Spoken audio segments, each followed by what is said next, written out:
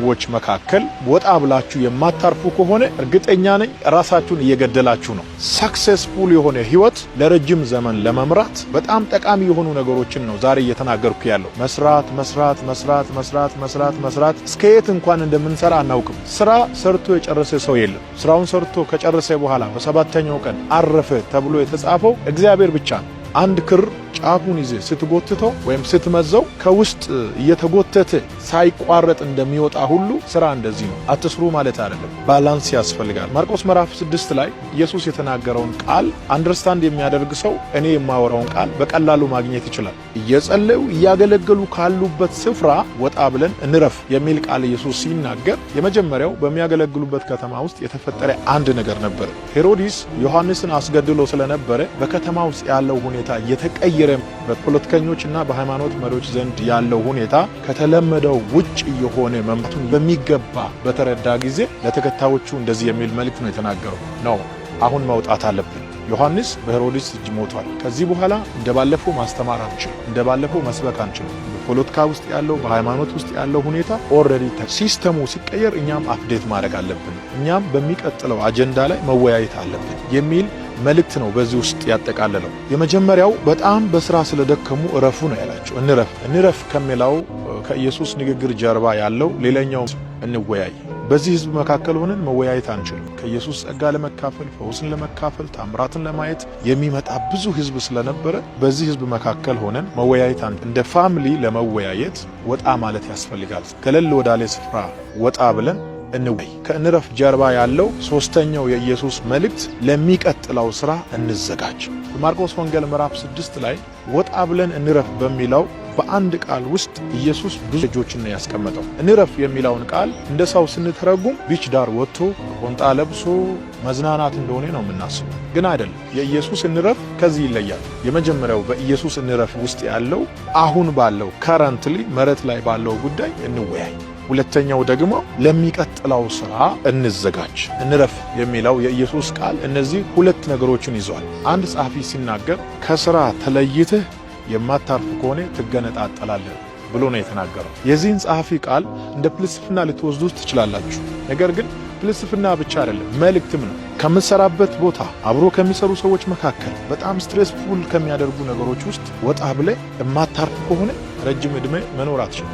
እግዚአብሔር በዚህ ምድር ለሰው ልጆች የመደበው የዕድሜ ዘመን አለ። ያንን መኖር አለባችሁ። ያንን ለመኖር ደግሞ ኃላፊነቱ በእጅ ላይ ነው ያለው። ራስን መግደል ትችላለህ፣ ራስን መጠበቅ ትችላለህ። ሁሉንም ኃላፊነት በእግዚአብሔር ላይ አትጣሉ። በእያንዳንዱ ኃላፊነቶች ውስጥ የእግዚአብሔርና የኛ ድርሻ አለ። እግዚአብሔር ምግብ ይሰጣል፣ አንተ ትበላለህ። እግዚአብሔር ልብስ ይሰጣል፣ አንተ ትለብሳለህ። እግዚአብሔር በር ይከፍታል፣ አንተ ትወጣለህ፣ ትገባለህ። መጀመሪያ መራመድ ያለብን እኛ ነን። አንኳኩ ይለናል፣ ስታንኳኩ ይከፈታል። የመጀመሪያው ድርሻ የኛ ነው ማለት ነው። ፈልጉ ይለናል፣ አሁንም የመጀመሪያው ድርሻ የኛ ነው። የሚፈልግ ያገኛል። ወደ እኔ ቅረቡ፣ እኔም ወደ እናንተ ይቀርባል። የመጀመሪያው የኛ ድርሻ መስራት፣ ማረፍና መወያየት። እነዚህ ፓኬጅ ናቸው። ስራ ብቻ ሰርተህ ማታርፍ ከሆነ ህይወት ማረፍ ብቻ ሆኖ በቀጣዩ ጉዳይ ላይ ማትወያይ ከሆነ ባላንስ ታጣለህ። በሁለት እግር የቆመ ሰው ወደ ግራ ወደ ቀኝም እንደማይወርቅ ሁሉ በማርቆስ ወንጌል ምዕራፍ 6 ላይ ኢየሱስ የተናገረውን ቃል ወይም መርህ የሚከተል ሰው እሱ ሰው በሁለት እግር እንደቆመ አይነት ሰው ነው።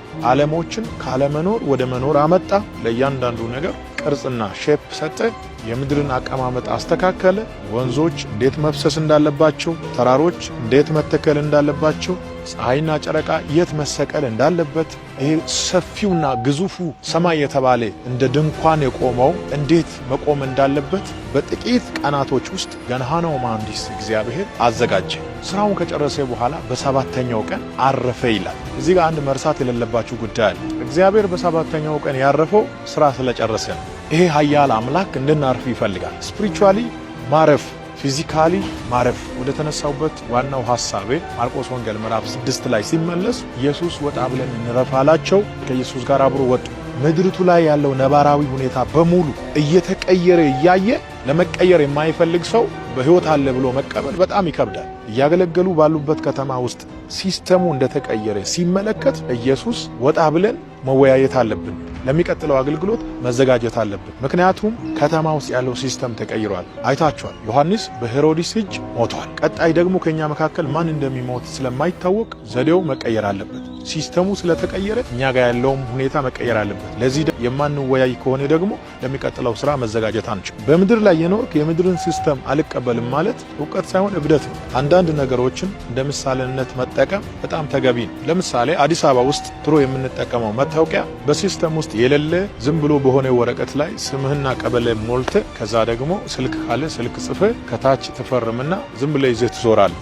ሲስተም ውስጥ ግን የለም። 2017 ላይ ሆነ በ2001 ዓመተ ምህረት የምትጠቀመውን አይነት ሲስተሙ የማያውቀውን መታወቂያ መጠቀም አትችልም። ሌላ ምሳሌ ልስጣችሁ። አዲስ አበባ ከተማ ውስጥ ኮሊደር በተሰራበት በቦሌ መንገድ ሊሆን ይችላል፣ በሌላ መንገድ ድሮ ስትንቀሳቀሱ እንደፈለጋችሁ ትንቀሳቀሳላችሁ። የእግረኛ የሳይክል የሚባል ነገር የለም። የፈለገ ሰው የፈለገው ነገር ያደርጋል። አሁን ግን መንገዱ ከተሰራ በኋላ ኮሊደሩ ነክቶ ካለፈ በኋላ እንደባለፈው ፌስታል ወረውራለሁ፣ በእግረኛ መንገድ ሳይክል እነዳለሁ፣ በሳይክል መሄጃ ደግሞ እግረኛ ሆኜ እሄዳለሁ ብትል ሲስተሙ አፕዴት ስላደረገ ባንተ ላይ ቅጣት ይዞ ይመጣል።